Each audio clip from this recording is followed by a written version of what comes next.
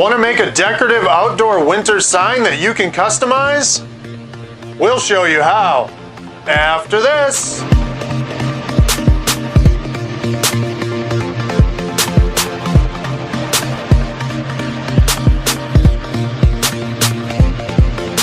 I'm Kyle from Adventures at Home, and in this video we're going to show you how to make a decorative outdoor winter sign out of just some pallet boards and a 2x4. This sign is great because you can customize it to say whatever you want, and it doesn't cost very much to make.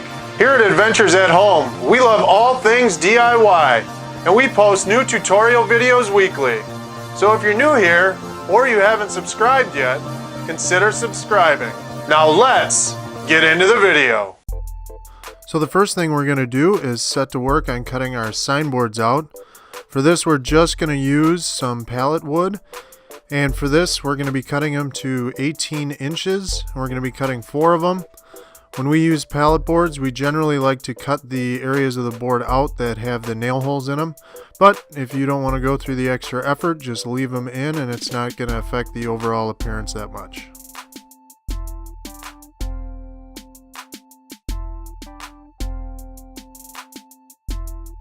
Next, we can set to work on marking out the points for the end of our signs. All we're going to do this is find the center on one end of the board, mark it, and then we can use the 45-degree angle on our speed squares to mark out the point.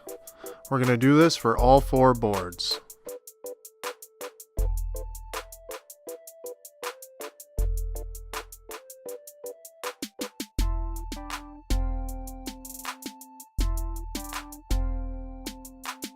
Now we can set our chop saw to a 45-degree angle and work on cutting the points out on all 4 boards. Make sure you cut all 4 with the chop saw set in this direction and then flip it around and cut it on all 4 in the other direction. Now that we have all of our signboards cut, we can set to work on sanding all of them. Now, we normally wouldn't have to sand all of these because it is going to be just a outdoor signpost, but in order to get the vinyl to adhere properly, we're going to have to sand all of them relatively smooth. While I'm working on this, I just wanted to remind you guys about our website and our other social media sites. You can find all of our projects categorized on adventuresathomellc.com. We'd also like to connect with you on Instagram and Facebook. We post there daily, and it's a great way to connect with us. And it's also a great way for you to share some of your project ideas with us. And if we choose to use one of your smaller projects and build it in our videos, we're going to try and do our best to send you that project for free. We can't wait to connect with you.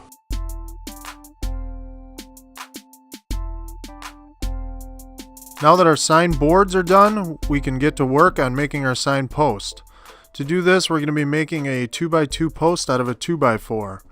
This is a much more cost-effective way than buying a 2x2 from a lumber yard, and it's really easy to do if you just rip it down on a table saw. We're going to be making the sign post about 6 feet long, and this may seem just a little bit too long, but once you account for the end that you're going to have to pound into the ground, the length is just about right. Now we can lay the sign post out and mark where we want all the boards to go.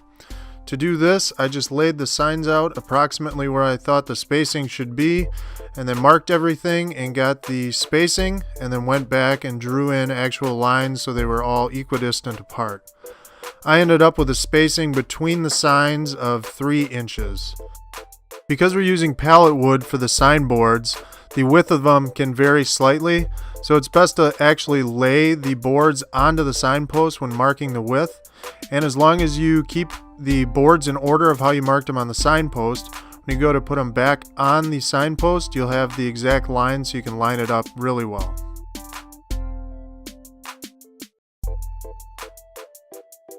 Now we can mark the center on our post where all the signboards are going to sit. If you notice, I did cut some dado grooves for the signs that are going to sit at a 45-degree angle, and I'll show you how I did that in a sec.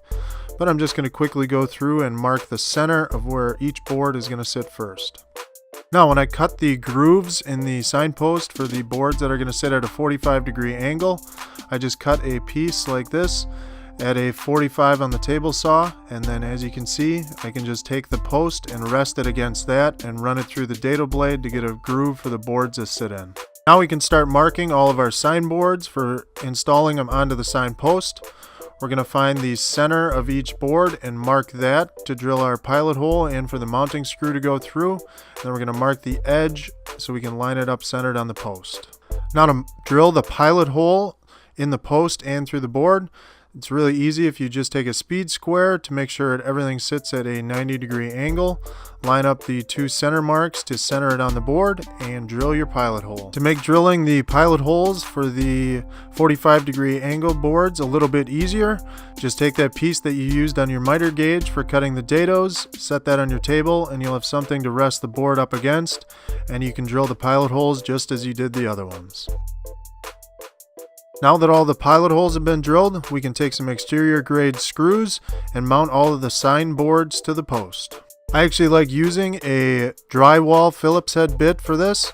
It's going to make sure that you don't drive the screw too far into the sign board, but it's also going to allow you to drive it just below the surface. Now that the sign post looks good, we can just back the screws out or remove the boards and sand the post quickly, removing any of the lumberyard markings. Just make sure not to remove too many of the pencil marks so you can get the sign boards back in place when you need to reinstall them.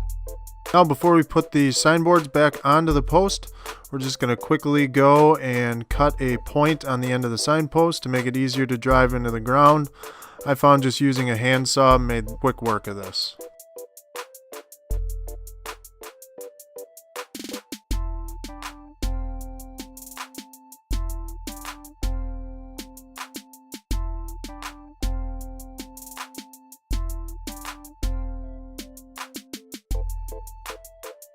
Now we can get to work permanently installing the sign boards onto the sign post.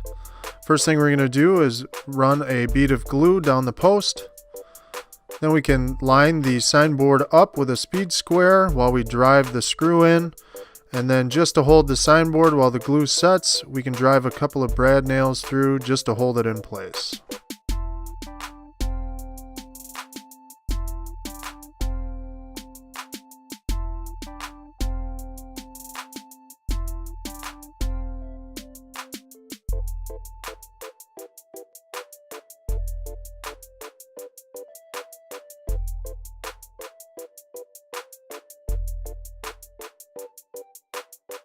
Next, before staining, because we are using pallet wood and pine, it's a good idea just to wipe everything down with a pre-stain.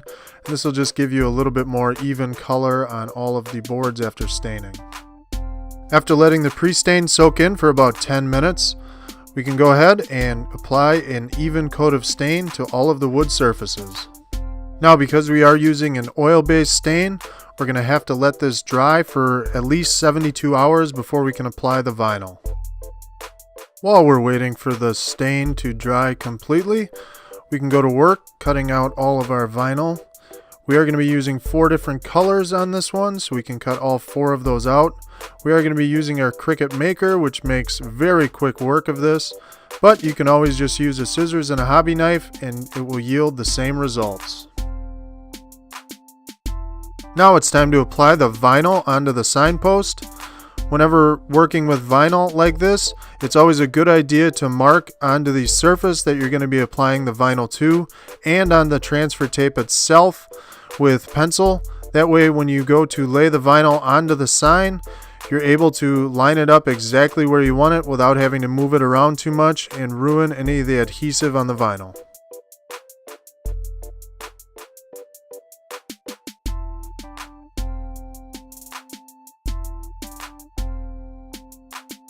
Everything looks great. Just one last step before we're finished. We're going to apply a couple of coats of clear satin clear coat onto the sign. This is going to serve 2 purposes. It's going to help prevent any fading of the vinyl, and it'll create one even surface that'll help the vinyl stay adhered to the signpost as it sits outside in the elements.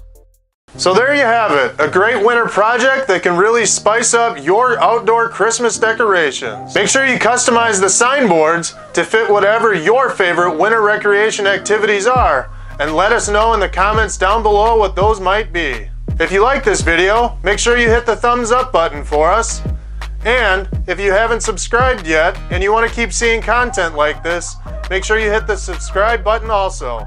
And ring the bell. That way you'll get notified when our next video posts. And until next video, I'm Kyle, helping you create your own adventure at home.